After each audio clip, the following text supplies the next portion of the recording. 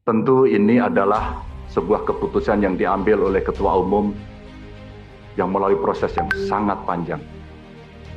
Sebuah kehormatan buat saya mendapatkan penugasan ini sebagai kader partai. Di samping tentu ini tugas yang tidak mudah, maka kiranya kawan-kawan yang hadir semua baik secara luring maupun daring, ada kepala daerah, ketua DPD, PDI Perjuangan, DPC, PAC, ranting, anak ranting, Satgas, dan seluruh komponen partai yang lain, kami mohon dukungan, kami mohon kritikan, saran. Inilah momentum buat kita untuk mengkonsolidasikan kekuatan untuk bersatu. One for all for one. Maka pada jam 13.45 dengan mengucapkan Bismillahirrohmanirrohim menetapkan Saudara Ganjar Pranowo sekarang adalah Gubernur Jawa Tengah sebagai kader dan petugas partai untuk ditingkatkan penugasannya sebagai calon Presiden Republik Indonesia dari Partai Demokrasi Indonesia Perjuangan. Ucapkan selamat kepada Pak Ganjar. Insya Allah amanat yang dikembangkan bisa dibawa dengan baik, dan semoga semua akan terus membuat demokrasi kita makin matang dan memberikan manfaat yang lebih besar bagi seluruh masyarakat. Kan sudah lihat semuanya pelaksanaan keputusan yang dilakukan, yang diputuskan oleh Ketua Umum PDI Perjuangan Ibu Hajah Megawati Soekarno Putri. Ya, satu persatu calonnya sudah semakin jelas siapa capresnya, sehingga nanti tinggal menunggu cawapresnya. Nah, ditunggu ya, sabar itu.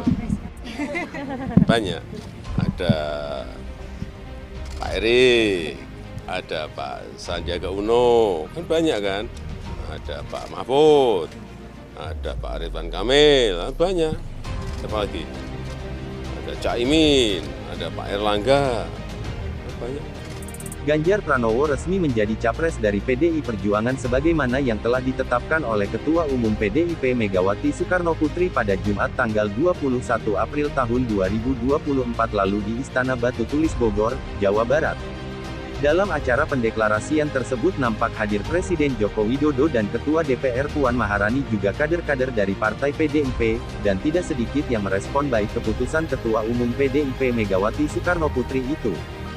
Salah satunya datang dari bakal calon presiden, Baca Pres, yang diusung Koalisi Perubahan untuk Persatuan, Anies Baswedan mengucapkan selamat kepada Ganjar Pranowo usai ditunjuk sebagai calon presiden capres dari PDIP.